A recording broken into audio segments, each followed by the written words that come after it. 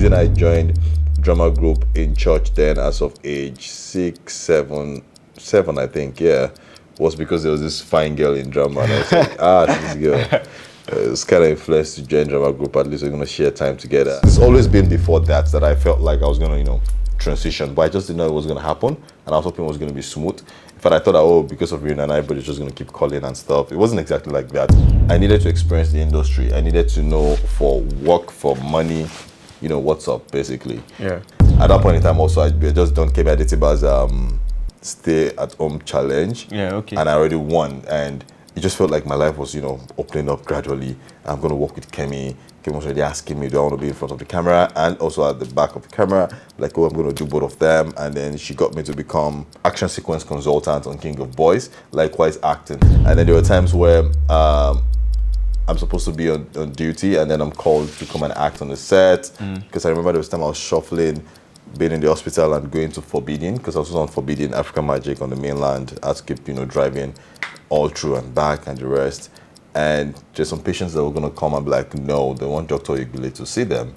And one thing I had learned, and one thing I knew I was going to do right was being content with what I had. I didn't think I was in competition with anybody, at friends. Like, oh, guy, maybe we'll go club. I'm like, I know how much I'm making. I'm not going to the club today. I'm just going to stay at home. Do you understand? And a lot of people, especially in statements about, keeping up with the fake life and all of that. I'm like, no. This is not who I am. I can't even go back and say I failed. It's not an option. Yeah. In fact, that kind of affected my relationship with ladies. God, Lagos girls, Jesus Christ, man. They are just gonna suck out everything that you have made in your Lagos life. girls Like are billions. what? 5 and 6. What? Like I was just I was like, I beg.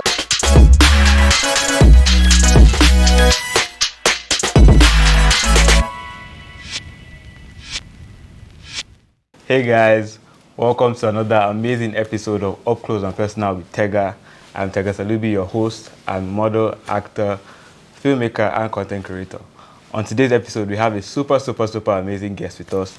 He is not only a medical doctor, but also a movie director, a writer, and an actor. This man here is an AMA and AMVCA nominee. And as an actor, he's notable for his jaw-dropping roles in films like Forbidden, Assistant Madams, Read It, Kemi Adetiba's King of Boys 2, and the recently released House of Ga by Bolanle Austin Peters. Well, he's also a director and he has directed the fantastic film Damage Done and also the amazing documentary Nightlife in Las Gidi.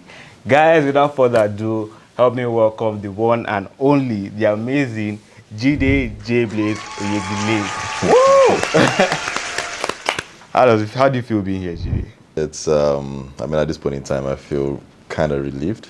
I feel like that's the emotion that's coming out of me. I just feel relieved right now. On this show I try to go behind the scenes, let the viewers know who you really are behind, the glitz and glam, behind Instagram, behind the big screen. So I hope you're ready to share with us and let us in. Who is the real JBlaze? Who is Jide?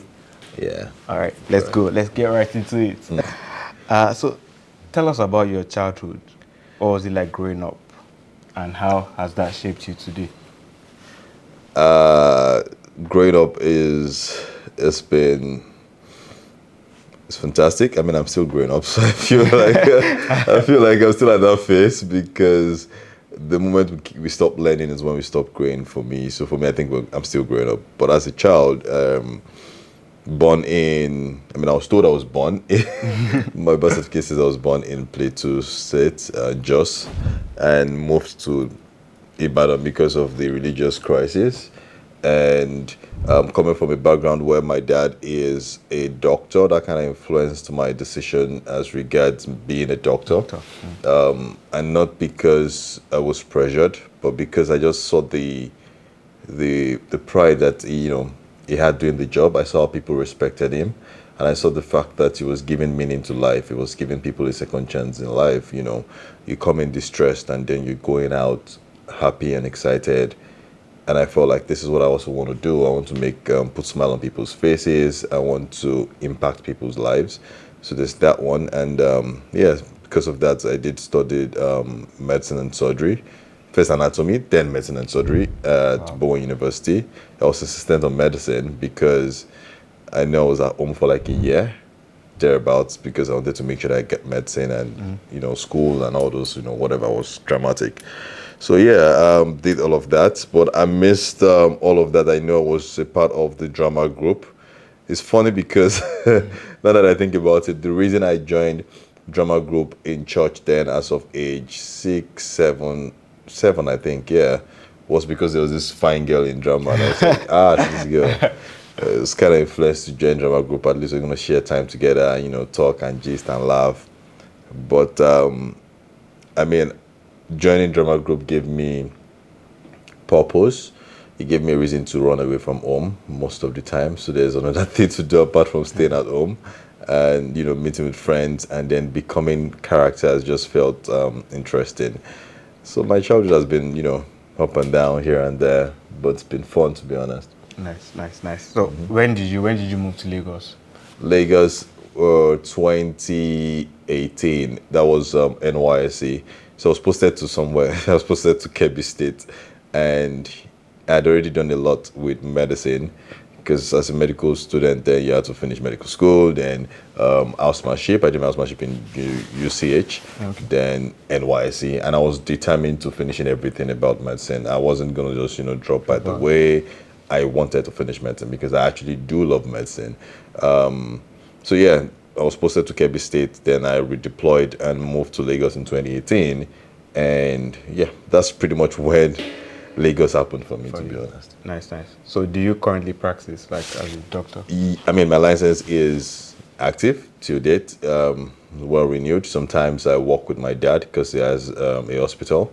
He has two, actually. So I get to work with him. I have private patients. There are a lot of people that kind of knew me very well when I was a doctor, and they trust my judgment a lot. So most of the time they reach out. I'm like, oh, this was going on, and I'm there for them. I really don't have so much time to stay in the hospital and do 24 hours shifts and all of those. I don't have that time anymore, and I had to transition because I think when I moved to Lagos, I didn't know anybody, basically. And my dad was just like, what, at this point in time, you're on your own, basically. You're a man, so figure it out. And in a way, I think that he thought that I wouldn't be able to, progress with film. I would sort of stick to medicine because it feels like it's structured and you're going to make money from that. So he's just like, okay, yeah, Lagos, okay, whatever you want to do, that's fine. In his own opinion, I think he wanted me to stay in Kebbi, because if I was in Kebbi, I would have done a lot more, I would have had a lot more hands-on experience to work with people. And in a way, it just feels like the people there are not so learned. So it almost feels like you can make mistakes there and you can learn more, because he also, came from the north. He studied in the north a lot. He practiced in the north. So you understand how they will give you a lot more opportunities in the north, because there are not a lot of doctors in the north and all of this and that. So yeah. I had to transition somewhere in 2020, I think. That was when I got on Riona. That was the first solid acting gig that I got, that I'm like, okay, you know what? This is going to be for a couple of months. I think we shot for 8 months, just after COVID. And then there were times where I'm supposed to be on duty, and then I'm called to come and act on the set. Because I remember there was time I was shuffling, being in the hospital and going to Forbidden, because I was on Forbidden African Magic on the mainland. I had to keep, driving all through and back and the rest. And there's some patients that were going to come and be like, no, they want Dr. Oyegbile to see them. And at that point in time, what I do is I either pay another doctor to take over my shift. Either the doctor is already working in that establishment, or I call on that doctor that obviously is certified to, cover for that shift. But the patients kept insisting that they wanted me. And when I attend to you as a patient, I'm not going to give you substandard service because I don't want you to call me back, but I have to give you the best that I can. I mean, there's one of my patients that I know that whenever I want to give him injections, if I need to set a line for him, I pretty much do it once. I don't even dabble around. I don't prick you 5-6 times. I do it once, and because of that, whenever it comes, he wants it to be me. He doesn't want to get pricked several times. And I'm like, okay, but now you guys are making things complicated, because my boss is calling and saying the patients are asking for you particularly, and that became a serious thing. I'm like, I'm trying to push this and push that, and I really want to do this film thing. I felt like I've committed a lot to medicine.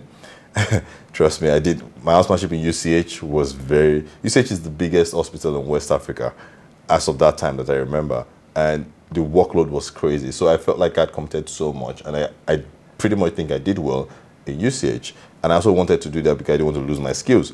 So I mean, all of that, gradual transitioning. Just before COVID, where I was working, they were not paying.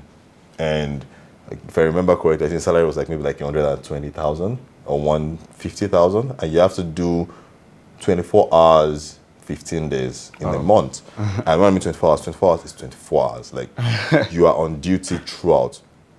And that is crazy because patients are going to come. They expect that you shouldn't make a mistake. This man hasn't slept since. He's the only one in charge of this place. He hasn't slept.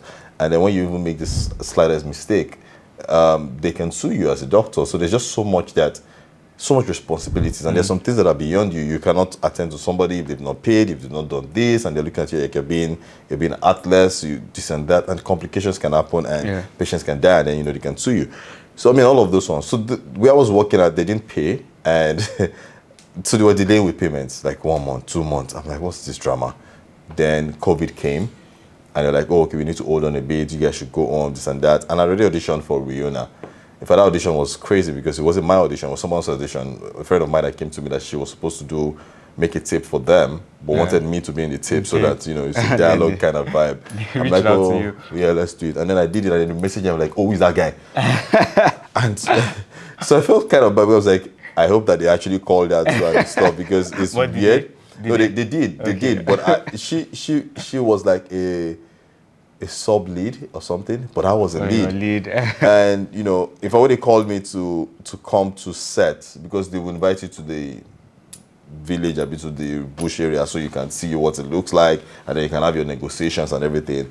I really wasn't interested. I felt like, nah, I'm not gonna do this, Jerry, because at that point in time also I just done Kemi Adetiba's stay at home challenge. And I already won, and it just felt like my life was opening up gradually. I'm going to work with Kemi. Kemi was already asking me, do I want to be in front of the camera and also at the back of the camera? Like, oh, I'm going to do both of them. And then she got me to become action sequence consultant on King of Boys, likewise acting. So I felt like, this one, what's this real? I beg. And they were not going to speak Yoruba for that one. It was, God, what was I speaking in that one again? I forgot. It's Ishekiri tribe and all. So I wasn't really interested, to be honest. So even the radio negotiation and bargaining, I was a bit difficult.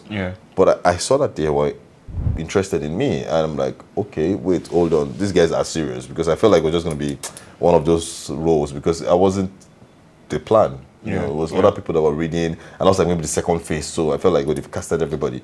Then they're like, oh no, it's a very serious role. I'm like, oh really? Okay. And then that made it easy for me to transition, because now I had this gig that was going to happen for 8 months. And it was easy to say, you know what, I'm done with that establishment where I was working as a doctor. I said, that's it. You guys are not paying this and that. That is all. Wait, was it at that point that you decided that you wanted to transition and change careers into like... No, so that was the point that it felt like financially it can happen. I'd always wanted to, become an actor, filmmaker, everything from like 2018 that I moved to Lagos. That was the intention. But as of 18, 19, it's you get this gig, or you play lead today, you become a day player tomorrow. There was nothing solid, and I can't defend it. You can't go back home and say, oh, I need money, I need this. You can't defend it. But as of Riona is like, it's for 8 months straight. But the thing that was funny was, so they sent us a script, and the script was going to cover for like the first 2 months. I mean, I was there throughout for that. But then it was on set, we realized that, so you don't know what happens afterwards. And that's because they were going to kill characters. And they didn't want people to know that the characters are going to die. Because there's some experience before where they tried to kill a character, and the character was becoming really funny and saying, I don't die in films, and all of this drama. So, but then, for me, I was thinking that if you kill my character, where am I going to start from again? Because I thought that I had 8 months to restructure and say, now I am an actor. Whatever money I make from this thing, I'm going to, save some of it, so that I know that even when I'm done, I can have some money to, do run around. So that was really, really, but it's always been before that I felt like I was going to, transition, but I just didn't know it was going to happen, and I was hoping it was going to be smooth. In fact, I thought that, because of Rihanna and everybody's just going to keep calling and stuff. It wasn't exactly like that, but I had exposure, I had experience. I had made films. Like I said, I started acting since I was like 7 on like a stage, and even in school, my first on-screen experience was with Mount Zion, Damilala Mike and co. I like 2 films done in school in 2010 or so, and 2010, 2012, thereabout. So yeah, that one was already there, and then I made my own first film in 2014. I made my first feature length in 2014 that I got to direct and all of those. It's a terrible film, but yeah, I made that film there. So I had experience, and I've made other films even before I moved to Lagos. I made a short film, and so coming to Lagos was more or less, I needed to experience the industry. I needed to know for work, for money, what's up, basically. Yeah. Yeah, so that's what it is. Nice. So I know during your conversation you mentioned the QB challenge. Yeah. Voice challenge. I remember that. I think that was the first time I came in contact with you because I also like participated in the challenge and I didn't get picked. So I was like, I was heartbroken. So I was like, who are the people that got picked? And I saw your video. I was like, the effort that this guy put into this thing. This person is not an upcomer. It's not Nah. because it was shot. Apart from the acting, it was shot so well. Like you actually went all out. Like you shot it properly, color graded. It was so good. So I was like, this person deserves to win. So how was that for you? Like, how was the experience? It was interesting. I was trying to be very creative. I had met Kemi before then. She didn't realize I had met her. I think it was King of Boys actually, the first one. The premiere or something. We took a picture where we both wore like Nigerian jerseys and everything. And it was not until recently that I sent her the picture and she's like, oh, Jesus Christ, Jay, we've met since. I'm like, yeah. But when they posted it, when they dropped the stuff out, apart from the fact that I'm a very competitive person, I like to make sure that my stuffs look good. Because as at that point in time, I am already a filmmaker. And I felt like whatever I make needs to represent 2 things. Yeah. The fact that I'm an actor and the fact that I'm a filmmaker. So I was very intentional about both of them. I didn't have all the resources. I felt like with what I have, I can, create something. And because I understand film, I understand emotions, I understand how to, walk around people's emotions with, the images that you're trying to sell. I looked around my house, I'm like, oh, there's this part at the back, that's the generator house. I can film it and make it look like it's the cell. I look at this other part, there's the gate man's house. I can use it and make it film like that's where they're going to get the body from. It's all about shots and angles and the rest. And we did the first stage. I didn't even know it was going to be several stages. I was really upset when they said, oh, there's that stage. I'm like, what? Do you understand the amount of effort that we had to put into doing this? And yeah, I mean, so when I saw people's entry, it was fun because I was just like, wow. And then, okay, let's just do my stuff, Jerry. I did it. And when I posted it, the first one I didn't think I was going to win, but I knew that I was going to be among the top 10 or top whatever they were going to pick and everything, because I could save another person's video. I said, they're sitting down, they're doing this. And I did put in a lot of effort into it. So I'm like, yeah. And then that happened. Then they said on that stage, did the other stage, and then and she called and said, oh, you and Talk by one. And I'm like, oh, thank you. And then there was the Malta Guinness thing that came along with it. And that was just before we went, and then we had like a 1-year ambassador deal with them, myself and Talk by and I, and then they gave us drinks and stuff. I drank Malta so much that period. And yeah, basically that. And the good thing about that is it did open a lot of doors for me. Because like I said, coming to Nollywood, I didn't know anybody.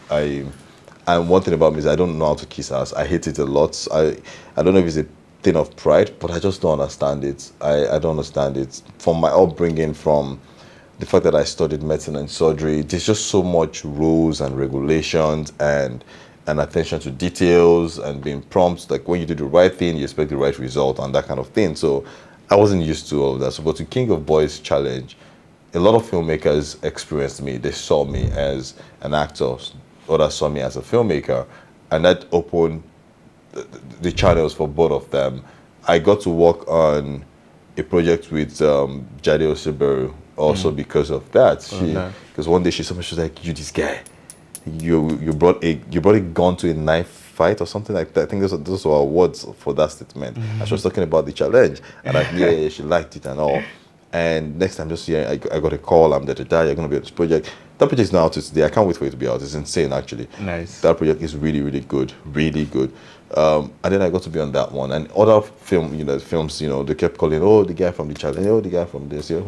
So yeah, it was really good.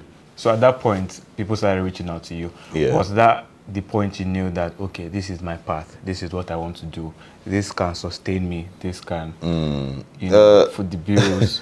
It's crazy because even today, I'm not sure that I can foot the bills. I don't think that acting and film, there's a lot of things that are, hanging on grace and a bit of luck, even if you're good at what you do, because no matter the money you make this year, you can finish by next year, and that means you need to keep getting stuff and then maybe invest in other things. But that was the period I felt like it's an opportunity. There's a chance. It's possible, and from that point in time, I did realize that I was getting enough gig to pay my bills.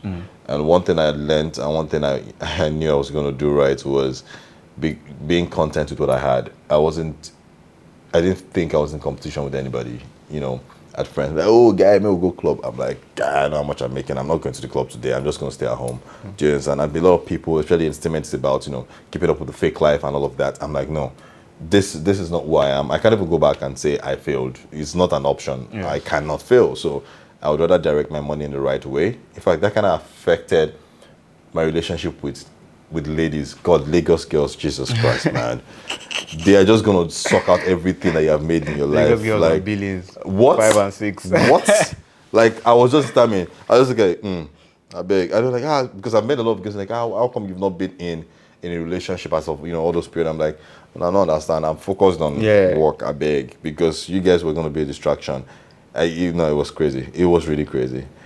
So yeah, I think that it set me in the right path and made me realize that there is a chance and opportunity with that. What would you say has been your darkest moment in your career or professional life? I would probably even say my darkest moment would have been probably the first film I made in 2014. It's titled Phantom Zone. So I didn't know anything about filmmaking basically, and I just knew I wanted to make a film. And it's amazing because every single aspect of my life as a filmmaker came from the fact that I want to act. I want to act films, and then I, reached out to someone that I thought I was acting with and everything, and I wrote I'm like, oh, I want to be in films, and the person's like, it's not that easy, okay, fine. And then I wrote a script. The first script I wrote, part 1 and part 2, I used my pen to write it on a paper. I wrote it on a 60 leaves exercise book, 2 books. I didn't that was my first experience about writing anything. And I wrote it like it was a script, like literally the way you write the character name, then you write the dialogue, like that. I wrote it in 2 books. I don't know if I can still find that book to today. It's probably somewhere in my parents' house. And then I took it to this person, and I'm like, oh, I wrote this, and what's up, can we make this film? And the person's like, so for us to make your film, you also need to go to our school, this and that. I'm like, what's all this drama about? And then he started feeling like as if it was never going to happen. Subsequently, I decided I'm going to make my own stuff, produce my own shit and everything. And I decided to make Phantom Zone. But just before then, I was on a project called Alaru, and we shot at, I think it's the Sekunle Afolayan's dad's place somewhere in Ilorin or thereabout. And then I met other Nollywood. These are the real Nollywood filmmakers now. Because before I was just, maybe Mount Zion or people that are, touche and, decent and everything is clean and it feels like, oh, everybody's like the office kind of person. So everybody just feels like it's organized. Then that was my first Nollywood experience. So I was meeting the core of it. I'm seeing people from the Yoruba industry, English industry, everybody is mixed together. I'm like, oh my God, there's a lot going on. And, and then I made some connections. So I said I was going to make my film next. All the money I could get, I gathered it together. I sent messages to all my uncles, my aunties, my everybody. I can remember the one that sent me like 50K that time. That money was solid then. And I gathered it together. I said I was going to shoot. I got a Red camera. I paid for Red. I paid for a lot of equipment. I paid for everything. And then I was in a strange land in Ilorin. And they came with the equipment and they were like, oh, this is your equipment. And they were going and I was confused. And I'm like, so who's going to shoot? Because I thought that while I was paying for all of these things, it's coming with the DOP, It's going to come with sound person. I didn't even know that those things were like different sets. Like, no, this camera you paid for now, this is everything. And my world started turning upside down at that moment. I'm like, see, I wasn't even thinking of who's going to edit. Like, you understand? I was confused as hell. I was like, what's going on? And I had actors, everybody chilling. And it's literally on the day of set, day one, that was happening. So I didn't know what to do. And I was going to play lead, and I was still going to direct, and I was producing. And then I was already used to that aspect because I had already seen from like Mount Zion where you have Mike Bamloy. Mike Bamloy is going to be like, is the director, is the writer, is the EP, is the lead, is everything. If you watch from like a Baran Light Dish, all of those things. So I already thought that that's how it is. I thought that it's fine. So, and the good thing for that what that did for me is it kind of made me strong and made me realize that I can do it like that. Do you get? But I just didn't realize that you needed all these other components. And then I made the film, and the sound was terrible. There was just one constant buzz sound. The editor just did one kind of thing. The film is still there. But the amount of things I learned making that film is something that if I had even gone to a film school, I probably wouldn't learn it in 2 years. I learned everything like on the spot. And then when you're curious about it, you're trying to fix it. Yeah, hands-on. Like, it was immediate. I was just learning it. And why that became my darkest period was after that film, I felt traumatized and I felt like I wasn't going to make film again. I'm like, no. No kind of amount of money I invested in it. The money I invested in all of this, I probably have just even gotten equipment and be shooting short film up and down. All have been fine. But I felt like I had wasted money. I had dragged people around. I wasn't so proud of the film. And to be honest, that film, even as of that time, even as of now, compared to some kind of films that I'm seeing on YouTube, the film is solid. But because of the expectations that I have for myself, the fact that a lot of my friends who are medical doctors and medical students, and they're very intelligent, and I've seen how they usually criticize films. And I come and you're like, what is this? Do you understand? And I already got some of my friends to be in the film. I convinced them they were in the film. I didn't pay some of them because for them they just wanted to have fun and stuff. And so from that point, I was like, I'm like, I can't make a film again. It was really, really, it fucked me up mentally. I'm like, nah. And then I said the next thing I'll do was going to make a short film. It took a lot for me to get to making a short film, which I now did in 2016. Yeah, in 2016. I had to write it, and the so-called short film was probably like 40 minutes long. But when I was writing, it didn't feel like 40 minutes long. And as of this period, I started writing, but I was writing in Microsoft Word. I didn't even know there was anything like Final Draft or Celtex and the rest. I wrote all of those. And then I called people that had done this thing before. This time around, I said, Anna, I'm not going to direct. I called on my friend that I know that he has directed something.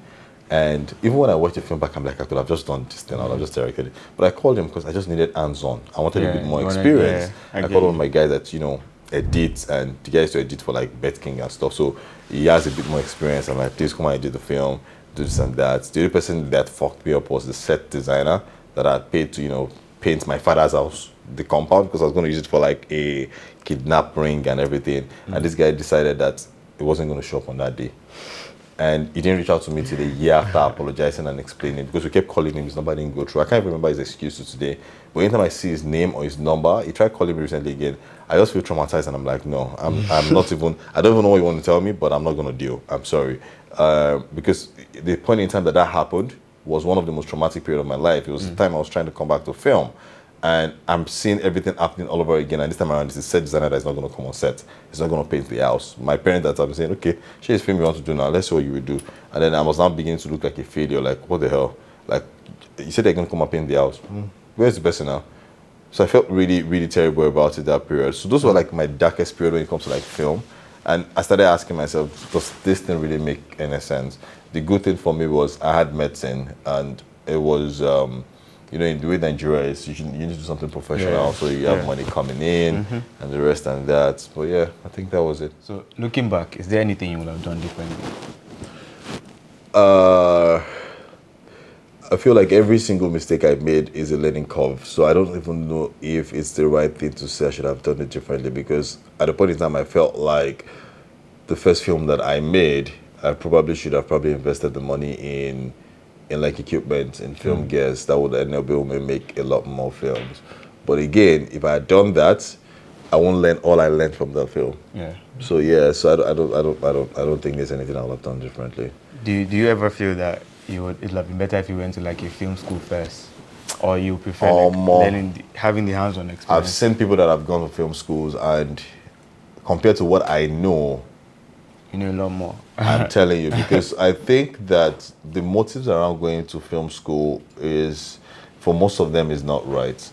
It isn't. I was speaking with someone that I really do respect, that's Kemi Adetiba, and she did mention how she went to film school, and amidst her peers, her classmates, if I'm 100% correct, she is probably the only one making film. Film now. Do you understand? So the motive is actually very, very important. So many times people go to school and it's just because they have a passion for it, not because they're actually genuinely interested in learning film. The purpose for learning, for being in film school is entirely different. Is, oh, I just like film and I'm in film school. It's different from when you do the research yourself and you want to find out how something is done. You won't forget that. Because when they teach you something, they tell you something in class, it's this is that, okay, it's information. It's a different process when you are trying to figure something out and you're like, how do I get this? And then you go online, you check again, you come back, you go online, you check again. You probably won't forget that. So I don't think, I mean, I will appreciate film school, but I think film school should come after your hands-on experience. Yeah. So I know that you recently starred in a blockbuster on Netflix, House of Gar, and you played a really, really strong character, one of the lead roles, Olauto the Merciless. And since it came out, buzz has been everywhere. They've been talking about Olauto, JBlaze. So how does it feel being in the spotlight, and how has that affected your life generally? Being in the spotlight for House of Gar is, for me, it just feels like an appreciation of the fact that I put in the work. I'm glad that people saw the work that, you know, I invested in becoming the character in House of Gar. Yeah. And I keep asking myself, it's just like, what's next? Because this is, that's not where it ends. Do you get? It's an introduction to people, for people to say, oh, there's this guy, there's JBlaze.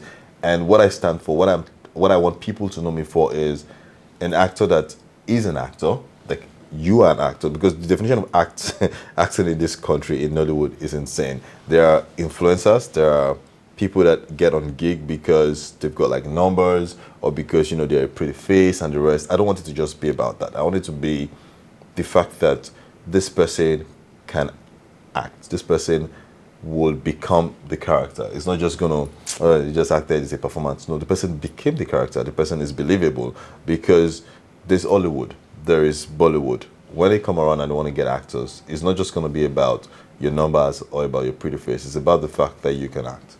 So the spotlight has been an acknowledgement that I'm doing the right thing, which I'm so excited about, and I'm glad, because there's no way you wouldn't have doubts once in a while. There's just like, man, you go on set and you're putting in the work, you're acting, and then it's done, and then it just feels like nobody knows what you've done, and then you see people that are just playing up and down, and they're getting recognition because the way the industry is perceived is all about, oh, that person is fine, or there's this girl that has done a body, or there's this guy that is just like, he's a comedian, and that's what it feels like it's about. So the fact that we're now seeing that people appreciate actors becoming characters, and being true to character, they can sense the innocence in the character, that's big for me. Do you get? And it's not just for even me anymore.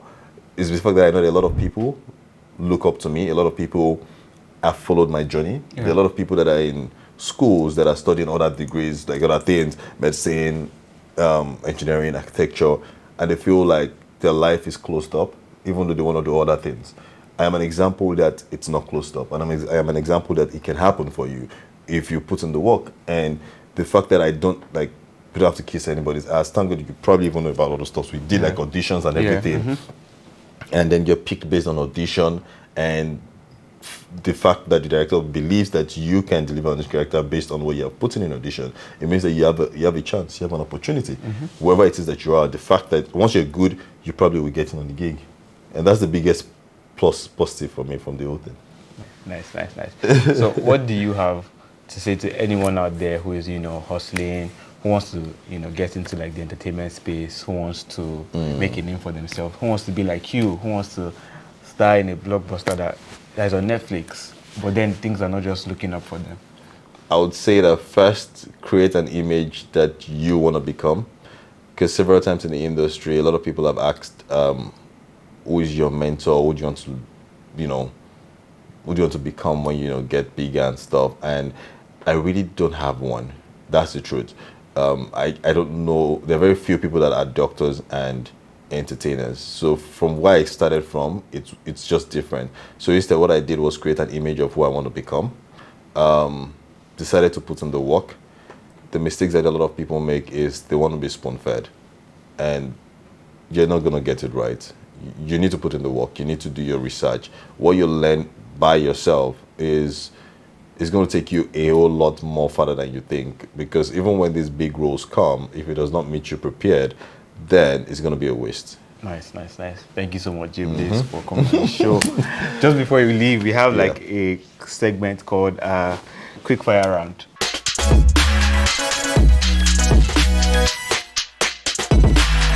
Has anybody gotten zero before? That doesn't matter. Has anybody gotten zero before? No. So I mean, they're not hard questions. It's not like I'll break that it's record. nothing.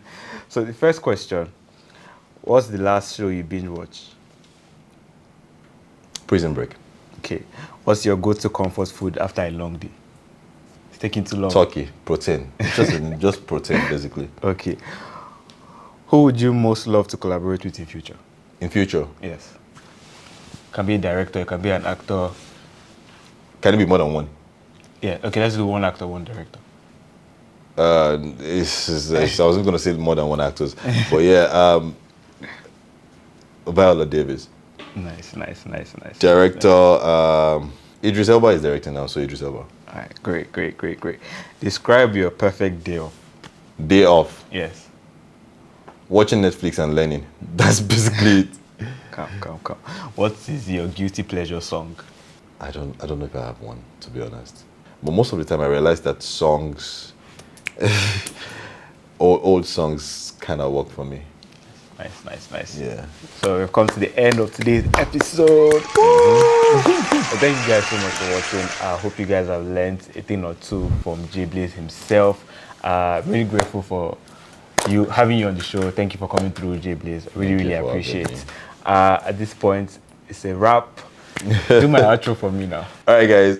Thank you for coming on the show. I'm sure that you had fun. If you don't have fun, I'm sorry for you. But yeah. Please like, comment, share the video. You probably have friends that want to know more about acting and film and all of those things. Share it with them and help them grow. Follow on Instagram. My handle is @itsJBlaze.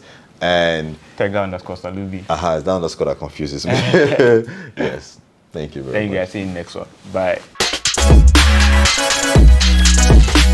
Bye.